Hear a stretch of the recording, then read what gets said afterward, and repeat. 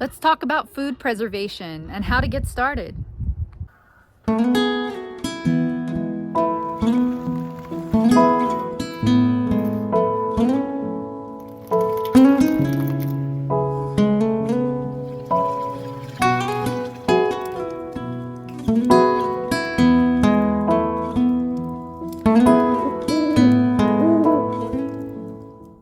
Welcome to House on Meadows. Welcome to the channel. How's your garden doing this year? It's been an awful year for gardens, hasn't it? We've struggled the whole season long, and I'm still struggling with it. A lot of leaves, not a lot of produce. From the very beginning, the seedlings were coming up and being inundated with bugs, and I had to fight that. And then once the seedlings took off and became, more mature, dealt with the sun coming and beating down on them, and had to go through all the shade cloth, and then plants that were producing one day and then dying the very next day. It's been very strange, and I've learned that I can't rely on the garden for a secure food source. It's just not that for us, and we don't have a very big garden. It's good enough for a few people, and I can take the harvest and save it through the year. That's fine. That was always the goal. This year's taught me that I can't meet that goal, not this way. Going to the grocery store, the prices are alarming. Some things are hit and miss. Some things that you've bought for years just are not there any longer. There's short supplies, and everybody has, their beliefs of what's causing it, and I have my own ideas of what's causing it too. I just know that there isn't any security there. I'm not guaranteed the things I need in my garden, and I'm not guaranteed the things that my family needs from the grocery store. So what are we gonna do? What do we do? Well, we've got to become more self-sufficient, learn to make things ourselves instead of relying on the stores for them.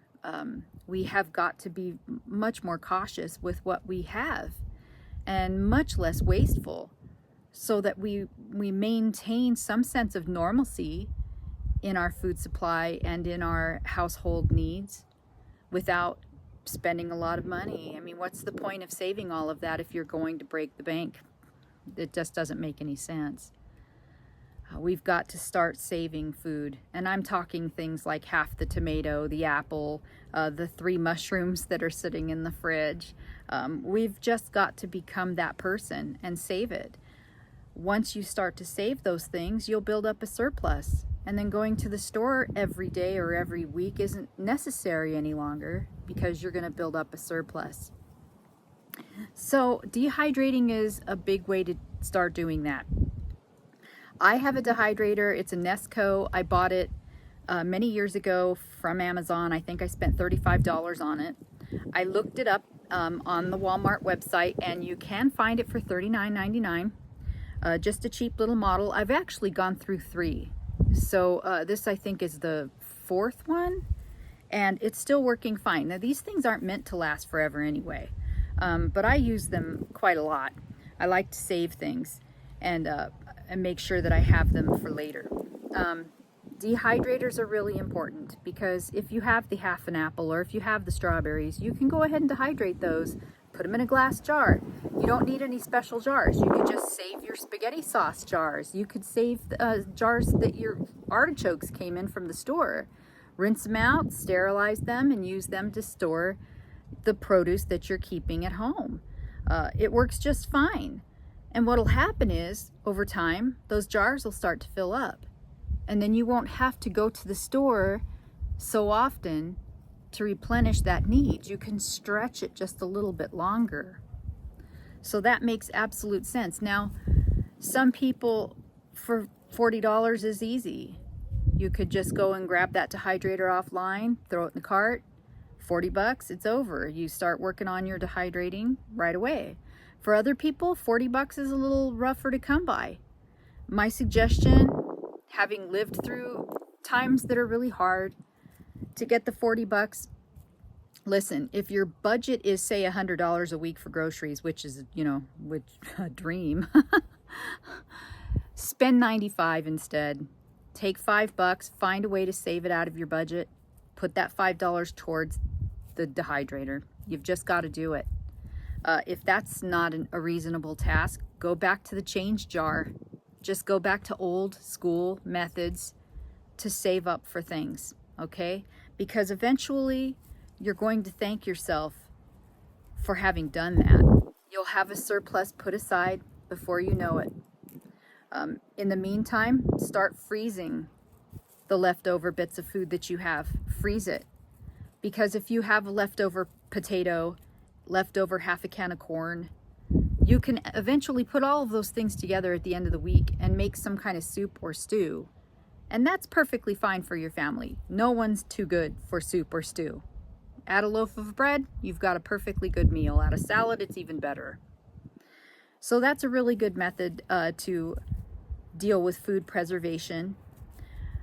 Whatever your reason is, whether you're going to say it's the election coming up, or politics, or the shipping insecurities, crop failures.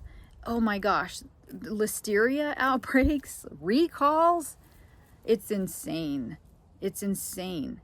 So now more than ever, we just need to be in a preservation mode. And even in a perfect world, why would we want to waste anyway? We just wouldn't. I see a lot of comments of people that they're saying, you know, I'm just putting my faith in Jesus. My faith is in Jesus too.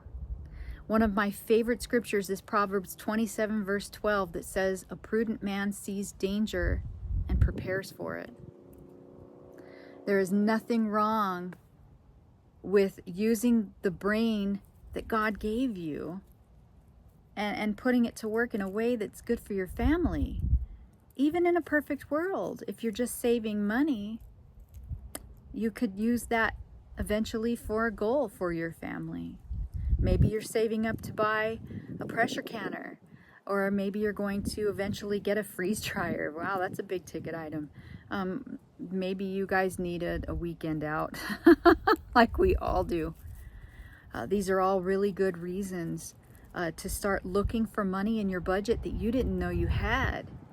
And you can do that by self-preservation, by learning how to preserve the foods that you have and learning how to make products yourself at home using simple ingredients, and stop going to the store and giving them your money.